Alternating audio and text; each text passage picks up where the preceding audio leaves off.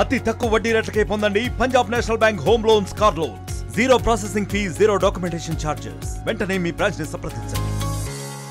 యాదగిరిగుట్టలో CM Revanth Reddy చిత్రపటానికి పాలాభిషేకం చేయడం జరిగింది.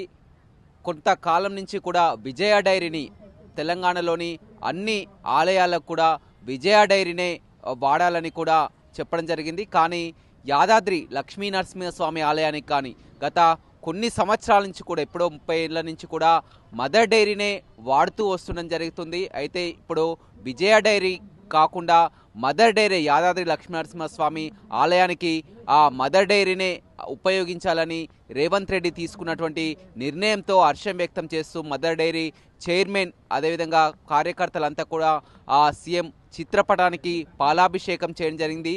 ఎందుకంటే మదర్ డైరీ రైతులంతా కూడా పెద్ద సంఖ్యలో ఇటు యాదాద్రి లక్ష్మీ నరసింహస్వామి ఆలయం ఏదైతే ఉందో భువనగిరి, ఆలేరు ఈ 2 నియోజకవర్గ పరిధిలోనే లక్షల లీటర్ల పాలు కూడా మదర్ డైరీకి పోస్తూ ఉంటారు. గత కొన్ని సంవత్సరాల నుంచి కూడా ఇదే విధమైనటువంటి మదర్ డైరీకి ఆదాయం కూడా యాదాద్రి లక్ష్మీ నరసింహస్వామి ఆలయం నుంచే ఎక్కువగా వస్తుంది. కాబట్టి ఆ రైతులని ఆ మదర్ డైరీని దృష్టిలో పెట్టుకొని ప్రభుత్వం తీసుకున్నటువంటి నిర్ణయానికి ఆ మదర్ డైరీ చైర్మన్ అదేవిధంగా కార్యకర్తలంతా కూడా ఇవాళ ఆ యాదాద్రిలో లక్ష్మీ నరసింహస్వామి వద్ద ఆ సీఎం రేవంత్ రెడ్డి అదేవిధంగా ఆ స్థానిక విప్ బీర్ల ఐలయ్య చిత్రపటానికి పాలాభిషేకం చేయడం జరిగింది. యాదాద్రి లక్ష్మీ నరసింహస్వామి ఆలయానికి మదర్ డైరీ వాడటం పట్ల కూడా హర్షం వ్యక్తం చేయడం జరిగింది. మరిన్ని వీడియోస్ కోసం ఛానల్ ని సబ్స్క్రైబ్ చేయండి. లేటెస్ట్ అప్డేట్స్ కోసం వాట్సాప్ ఛానల్ ని ఫాలో అవ్వండి. అండ్ లింక్ డిస్క్రిప్షన్ లో ఉంది.